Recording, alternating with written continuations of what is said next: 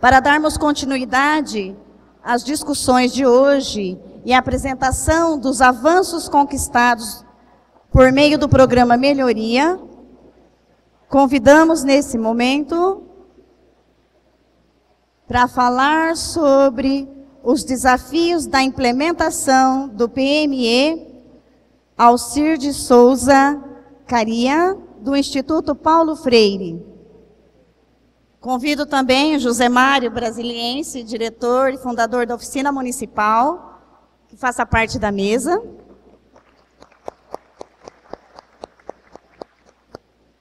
Convido também as secretárias municipais de educação, Mara Suzane Bergamo, Giovana Leite de Oliveira Dognani e o diretor da faculdade, FACESP, se encontra no local, para fazer parte da mesa.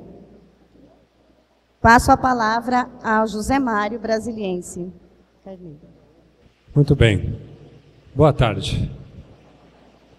Retomamos, então, essa segunda jornada do seminário, segundo seminário regional de gestão da educação na região da Anvapa, que na parte da manhã foi muito feliz ao tratar do tema da gestão, do planejamento, da profissionalização, e agora a gente completa o programa tocando o tema do Plano Municipal de Educação, que foi a atividade principal de vocês nesses 2 anos de formação aqui na Anvapa, com o mesmo modelo de mesa que a gente teve na manhã. Nós teremos 2 falas introdutórias com especialistas e, em seguida, experiências práticas aqui da região.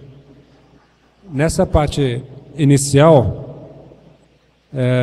cabe a mim fazer a apresentação formal do Alcir de Souza Caria, que já foi apresentado como um profissional do Instituto Paulo Freire, que é um instituto de renome nacional na área da educação, mas eu faço questão de fazer uma breve leitura da apresentação do Alcir, que é pedagogo, mestre em filosofia da educação pela USP, Universidade de São Paulo, e atualmente é coordenador de projetos de políticas públicas em educação no Instituto Paulo Freire.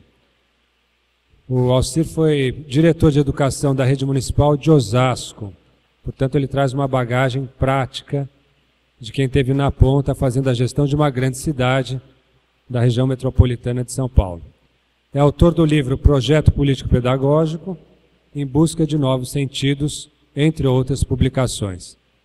Acumula importantes vivências na gestão pedagógica de instituições escolares e de redes públicas de ensino e no desenvolvimento e acompanhamento de políticas e programas governamentais.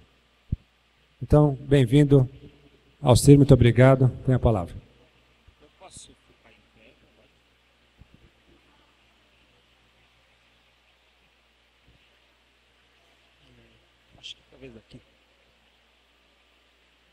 Uma boa tarde a todas e todos. É um grande prazer, uma grande honra estar aqui com vocês. Vamos lá. Fomos convidados a conversar um pouco sobre o Plano Municipal de Educação depois de construído, elaborado. Que desdobramentos nós, gestores municipais, podemos dar ao plano municipal, de modo a, ao longo do período em que ele durará, né? Imagino que sejam planos decenais, como assegurar o acompanhamento deste plano, como assegurar a avaliação das metas nele projetadas, mas fundamentalmente como assegurar, e essa talvez seja a ênfase maior que eu pretenda dar à nossa conversa, como faremos ou como podemos fazer para que o plano, ao longo da sua vigência, se transforme num exercício para a cidadania.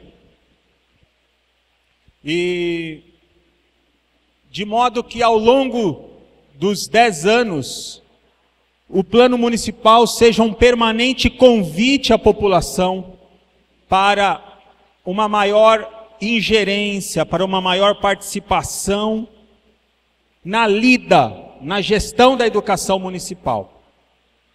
Então conversaremos um pouco em torno dessas questões no tempo que está reservado para nós aqui nesta tarde, ok?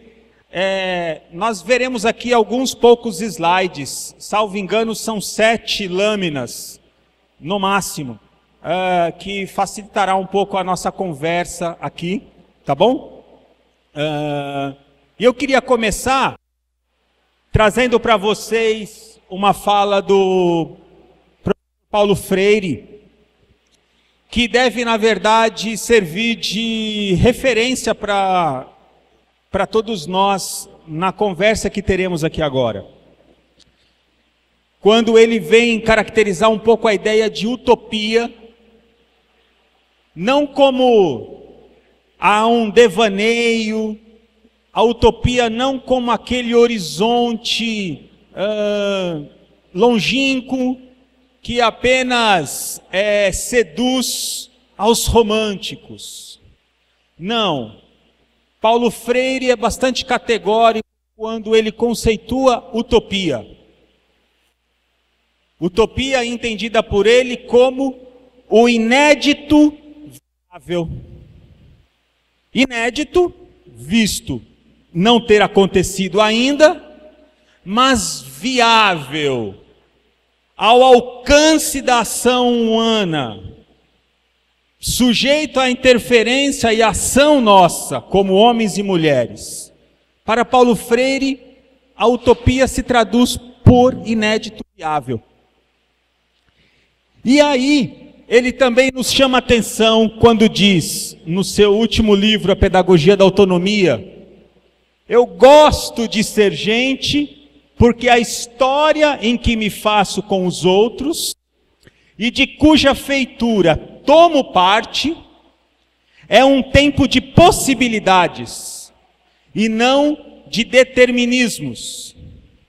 Vocês que participaram de um lindo processo de construção de um plano municipal, o fizeram situados e situadas nesta importante verdade, a de que o tempo é tempo de possibilidades e não de determinismos.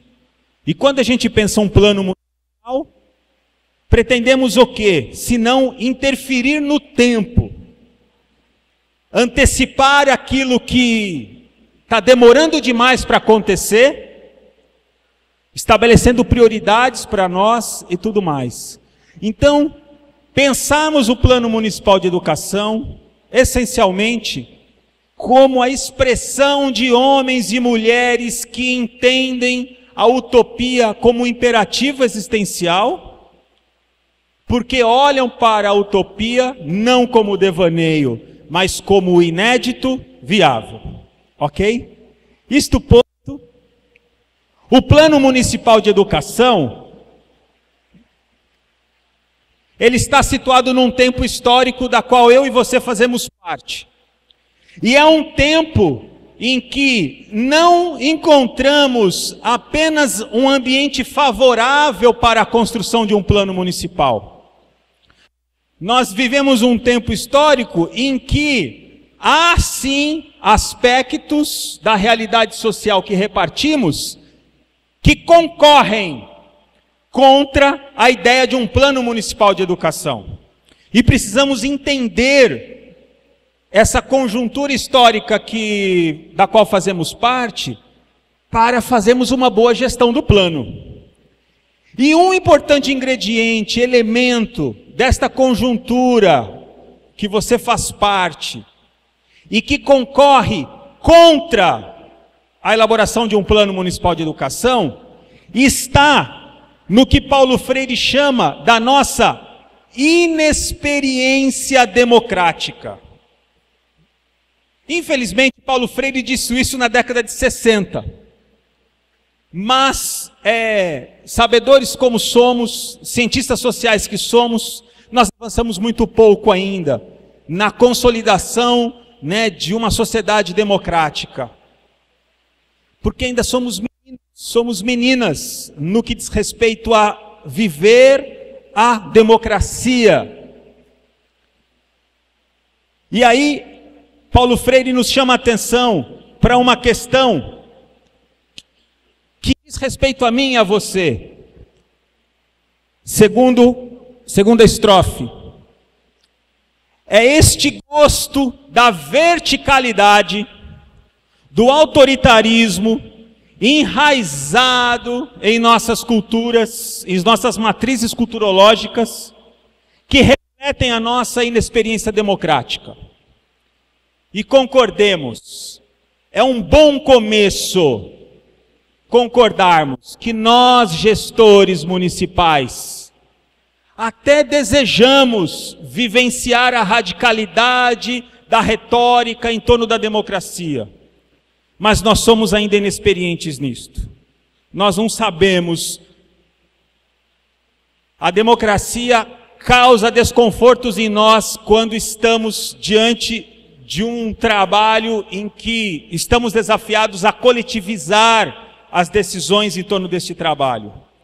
Porque ainda impera muito de marcas áreas, relações verticais de mando, e temos que enfrentar isto, a começar na gente mesmo. É um bom gesto ético e político eu me situar ante as dificuldades que eu tenho como gestor. É da natureza do gestor público abraçar e se comprometer com a radicalidade do discurso democrático. Porque democracia é um princípio constitucional que regula a gestão da educação, que orienta a gestão da educação. E eu e você, gestores, não temos autorização pública para, olha, eu não sei ser tão democrático, mas eu sou um bom gestor municipal, mas eu não sei ser tão democrático assim. Então você não sabe. E se reconheça que não sabe. E persiga, supere.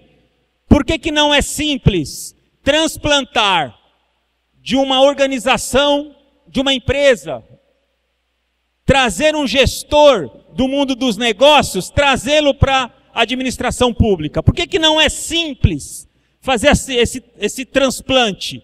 Tirar um grande presidente de uma organização, de uma empresa, e trazê-lo para gerir algum órgão público. Por que não funciona? Porque uma das competências, uma das marcas de um gestor público é, sim, transitar, fazer a gestão pela via democrática. Não pela via tecnocrática, não pela via vertical. É pressuposto. Não é uma opção ser democrático. É um imperativo constitucional que está sobre nós, gestores, viabilizar. Sigamos, por favor. Então nós falamos da questão da utopia, falamos dos limites que estão diante de nós, que são limites históricos, porque nós não vivemos ainda uma tradição democrática suficiente para nos conformar. Há ranços autoritários em nós e temos que encará-lo. Por outro lado, também há um outro elemento, que são os limites do Plano Municipal de Educação. Concordemos, é uma ótima sacada. Desde a LDB em 96, a sociedade brasileira passou a ser desafiada a elaborar planos decenais. No nosso caso, Plano Decenal de Educação. seja estadual, nacional, municipal, enfim. Desde 96 nós temos sido desafiados a isto, o que é muito bom, muito importante. Mas entendamos os limites disto. Entendamos os limites. E aí, entender os limites para potencializá-lo. Eu preciso olhar para o Plano Municipal de Educação e perceber os limites deste aparato todo que criamos em torno dele. Entender o seu limite, não para abandoná-lo. Entender o seu limite para potencializá-lo. Por quê? E aí é a única lâmina que eu gostaria de ler com vocês. As demais a gente vai passar apenas... mas eu acho que valeria a pena sairmos da tarde de hoje lendo ao menos essa lâmina, que é uma fala do professor Boaventura Souza Santos, um importante pensador, um cientista social, que muito tem contribuído para pensarmos sociedades mais democráticas. Diz assim: na realidade, contamos só com instrumentos hegemônicos para tentar enfrentar tudo isto. Isto o quê? A hegemonia neoliberal, o capitalismo. Porque o conceito para enfrentar o novo, a descontinuidade, a ruptura, a revolução, hoje nós não temos. Traduzindo, olha, a nossa sociedade está lambuzada, a administração pública está lambuzada de referencialidades neoliberais, que é a versão última do capitalismo e, para alguns historiadores, a versão mais perversa do capitalismo que até então tivemos, se expressa em todo um receituário, um ideal neoliberal. Boaventura vem dizer que nós temos poucos instrumentos para... Nós temos poucos instrumentos para combater estas interferências que o neoliberalismo produz sobre a gestão pública. Temos poucos instrumentos. E os instrumentos que temos, eles são precários. Então, são poucos os instrumentos que temos e os que temos são precários. Mas aí, ele diz assim, na última estrofe aqui: apesar desses instrumentos que temos serem precários, serem poucos e precários, o que somos desafiados a fazer? Então, temos de fazer um trabalho dobrado. Por um lado, tentar ver se os instrumentos hegemônicos podem ser utilizados de maneira contra-hegemônica. E por outro lado, ver se nas culturas e nas formas políticas que foram marginalizadas e oprimidas pela modernidade ocidental, podemos encontrar embriões, sementes de coisas novas. Entendamos uma coisa: a gênese dos planos decenais, a gênese dos planos decenais esteve associada à busca por uma maior eficiência na gestão pública. Isto é importante à medida que planos são pensados para você estabelecer prioridades e investir, usar o recurso público com maior eficiência e devolver para a sociedade melhores serviços. Ok, muito bem. Mas a gênese de planos decenais, e no caso planos de educação, também tem como marca uma máxima neoliberal, que é a maximização de resultados por meio de investimentos mínimos. Entendem isso? Quer dizer, ter o máximo de resultado com o menor investimento possível e necessário. Ok? Nós que estamos na lida diária da educação e que agora estamos desafiados a pensar um plano municipal de educação, temos que pensar o seguinte: ok, diante deste plano, nós precisamos torná-lo muito mais do que originalmente ele tinha sido desejado pelo capital, que concedeu a nós, ou que de certa forma numa disputa, perdeu um pouco essa parada e vimos nascer planos, a ideia de planos decenais na forma de lei. Mas o fato é, não queira você fazer a gestão mínima do Plano Municipal de Educação. O Plano Municipal de Educação esconde muitas oportunidades que eu e você não podemos desperdiçar. Olhar para ele, para além daquilo que esperam dele. Se você for entrevistar grandes interessados na diminuição do Estado brasileiro, na redução de impostos, esses que defendem um Estado menor do que temos, ele vai defender o plano municipal que está aí. Porque o plano municipal, como consta na lei, ele é um pouco inofensivo.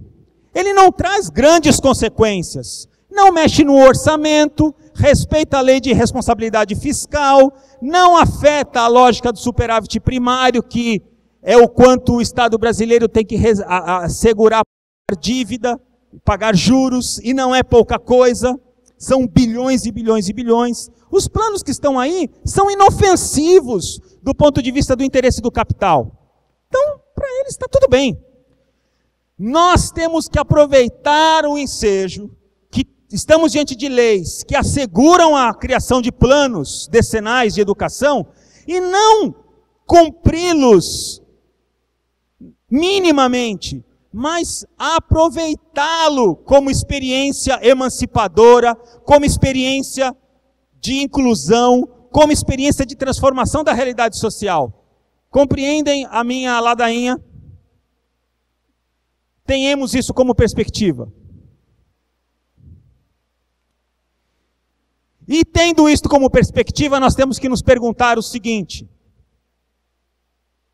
há diferenças entre um plano municipal de educação para o povo, da ideia de plano municipal de educação do povo. Há muita diferença. Plano municipal de educação para o povo é um plano que nasce da cabeça de um grupo de notáveis que se dizem especialistas em educação, mas plano este que, por nascer da cabeça de especialistas, não tem e não assegura a participação das pessoas. Deseje, persiga, enquanto gestor e gestora, caminhos para que a população tome parte do plano. Transforme a experiência do plano como uma experiência sua. O plano ser da população e não para a população.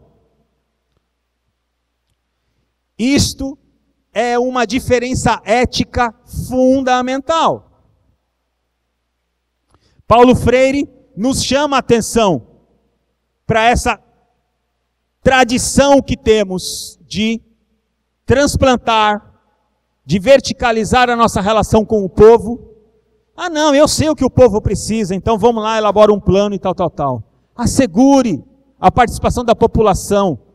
Eu recebi aqui relatos muito bacanas dos colegas da oficina contando como foi o processo de construção do plano e o entusiasmo de muitos gestores municipais que levaram para os bairros a discussão dos seus planos. Começamos certo. Agora, o dia seguinte, o plano elaborado, eu preciso ainda pensar mecanismos que façam com que o plano continue sendo assunto entre a população.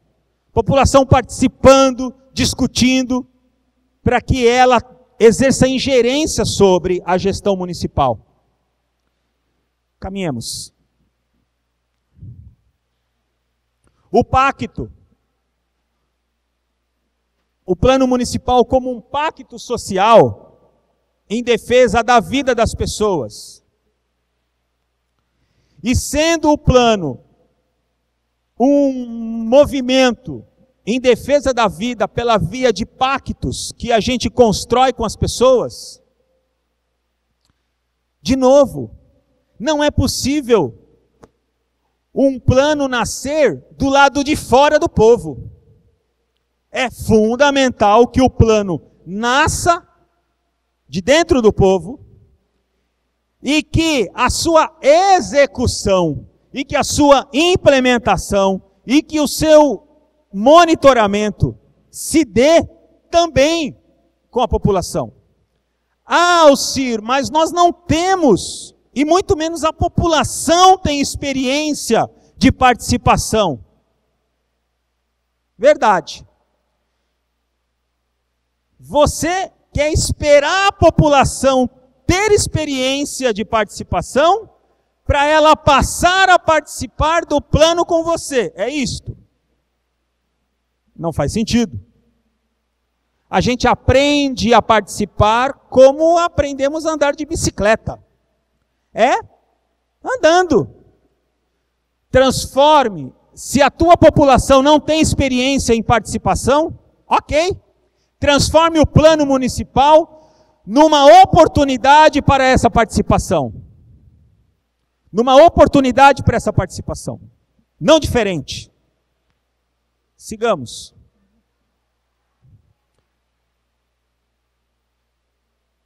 E aí, feita esta sinalização para vocês,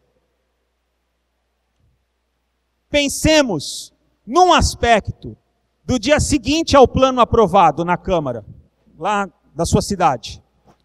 No dia seguinte ao plano aprovado, o que fazemos, efetivamente? Alguns caminhos que são, de fato, bastante promissores. E em algumas municipalidades tem se mostrado, de fato, muito fecundo este caminho. É a conexão, é a intersecção entre plano municipal de educação e os projetos político-pedagógicos das unidades escolares que integram as redes, seja municipal, seja estadual, da sua cidade. Há uma conexão possível entre plano municipal e o PPP das suas escolas. Pensemos uma coisa para entendermos esta conexão. Você tem aqui a foto de uma escola, lá na periferia de São Paulo, é um CEU, né? Os Centros Educacionais Unificados, criados na gestão da antiga prefeita Marta Suplicy, me falta aqui o ano, eu não estou conseguindo lembrar o ano. Mas vocês estão vendo ali uma escola, que pode ser a escola do seu bairro, da sua cidade. É a foto que eu tinha. E no entorno desta escola, você tem a vida acontecendo. Populações, uma população ao redor daquela escola. Quantas escolas desta, ou quantas escolas rodeadas, quantas vilas, quantas escolas não estão distribuídas pelos bairros e pela cidade, pelas vilas da sua cidade? Essa capilaridade precisa ser considerada na implementação e no acompanhamento do plano municipal? Você, gestor municipal que está na Secretaria de Educação, precisa alimentar as escolas com versões de bolso do Plano Municipal de Educação, em que possam ser impressos em grande quantidade e distribuídos para a população. O pessoal de Osasco teve uma sacada muito bacana na época. Nós ainda não estávamos vivendo o que a gente tem hoje, né, de internet e esse acesso, né, digital e tal. Elaboraram versões de bolso do plano. Distribuíram, mantinham na biblioteca uma quantidade e, durante as reuniões com a população, aproveitavam o ensejo para debater o plano, para discutir o plano, para conversar sobre a execução e implementação deste plano. Mas, para além disto, o Plano Municipal de Educação, ele tem um nível, ele está no nível da estatística, quando define X% de adultos, jovens adultos e idosos que não leem e escrevem no município e que vocês querem zerar este índice. Por exemplo, fiquemos no índice do analfabetismo adulto. No âmbito do Plano Municipal de Educação, aqui comigo,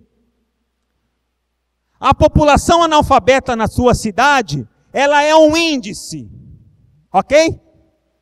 No âmbito do Plano Municipal, a população analfabeta da sua cidade é um índice. 8%, 13%, 15%, enfim. Mas, no âmbito do PPP, da escola, lá da periferia da sua cidade, a população analfabeta não pode continuar sendo um índice. A população analfabeta, ela tem que ter nome, endereço, cor, idade. Nós temos que visibilizar esta pessoa. Ok? É da natureza do PPP pensar respostas locais, articuladas com a política educacional municipal, expressa no Plano Municipal de Educação, de modo a dar concretude, concretizar muito do que está colocado no plano. Por conta do tempo, a gente não consegue avançar um pouco além disto, mas fica aqui o desafio a vocês, de com criatividade, com inventividade, estudarem sim as conexões possíveis entre o Plano Municipal de Educação e o PPP das escolas que integram a sua rede. Sempre por esta via, o Plano Municipal, ele não dá visibilidade às pessoas, porque não é da natureza dele isto. Ele trata determinadas realidades educacionais enquanto estatística, ok? No âmbito do PPP, essa estatística assume cor, identidade, fisionomia. E aí a gente tem condições de superar essa, no caso, o exemplo que eu trouxe do analfabetismo, enfrentando essas questões. Então, há conexões, sim, fecundas, que vocês, com toda a criatividade que lhes é própria, saberão construir. E por último, se há uma conexão entre PPP e projeto e Plano Municipal de Educação, o Plano Municipal de Educação também é uma grande experiência de exercício da cidadania, de participação, que não pode ser desperdiçada. Seja no âmbito do Conselho Municipal de Educação, e aqui eu defendo que no interior do plano do Conselho Municipal de Educação, seja criado sim um fórum permanente de monitoramento e acompanhamento do plano,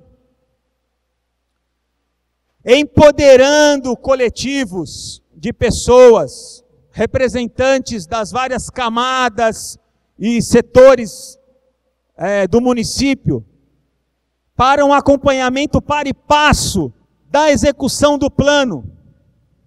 Porque se o plano ele tem 10 anos, o que queremos que ele efetive nos primeiros 2 anos? Dentro do Conselho Municipal de Educação é fundamental instituir a figura do fórum permanente de acompanhamento do plano. Algumas municipalidades criam o fórum permanente não é nem no âmbito do Conselho Municipal.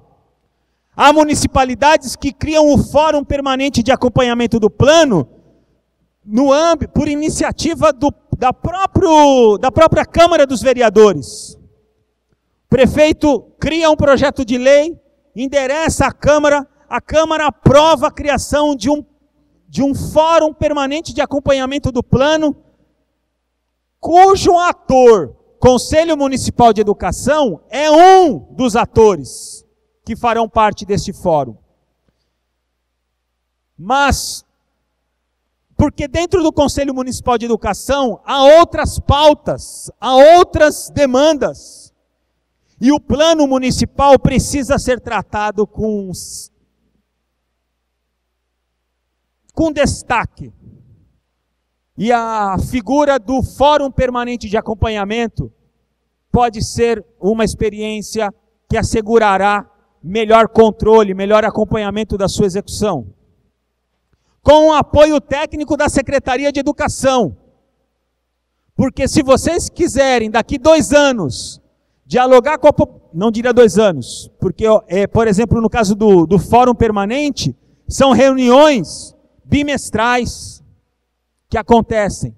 Mas se vocês querem dar maior visibilidade aos feitos da administração municipal quanto à execução do plano, vocês precisarão, dentro da Secretaria de Educação, emprestar às pessoas informações, preparar folders com resultados, com dados, indicando quanto avançou, quanto não avançou, sempre em diálogo com o fórum. O Conselho de Escola e a PM, um fórum importantíssimo, que pode muito acompanhar a execução do plano. O Plano Municipal de Educação como um fato político de grande importância para a cidade, e que por ser muito importante, ele é mobilizador, e você, administrador municipal, monta estratégias para garantir que todos os fóruns, todos os espaços onde a população se reúne para discutir a educação, o assunto Plano Municipal de Educação entre. Isso é uma iniciativa sua, dentro do teu compromisso ético de fazer valer a gestão democrática. As assembleias nas escolas, e por último, aqui, e aí eu encerro a minha participação.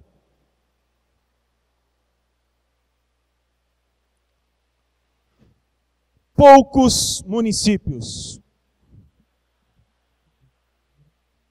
têm incluído a infância na gestão da educação.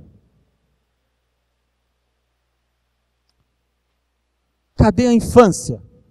Ah, Alcir, mas eles ainda são muito crianças. Como assim? A nossa principal competência como educadores é fazer a tal da transposição didática dos conhecimentos acadêmicos, científicos mais complexos que reina na academia, e vamos traduzindo esses conhecimentos ao longo das séries escolares. Não é essa a principal competência que está diante de nós? Por que nos assumimos incompetentes ante o desafio de assegurar à população infanto-juvenil, a participação delas numa discussão complexa, assim, como é a gestão da educação na cidade, mas ela pode ser adaptada, contextualizada, tornada lúdica, mas assegure à população infanto-juvenil da sua cidade a possibilidade dela se ocupar do plano. Faça plano na versão de tiras, gibi. Desafie os grupos das escolas a pensar em peças de teatro que discutam a realidade da escola e como que o plano municipal pode contribuir para a transformação dessas realidades. Enfim, o plano municipal é um assunto sério, muito mais sério do que a média de nós gestores consideramos. O plano municipal é muito sério, muito mais sério do que a média do que nós gestores consideramos. E dada a sua seriedade, esconde inúmeras possibilidades de participação. Transforme, aproveite essas oportunidades, que a tua cidade crescerá em cidadania, crescerá em desenvolvimento social, em justiça social, e você estará cumprindo com ética a licença pública que lhe foi concedido, que é a de gerir o bem da cidade no que diz respeito à educação.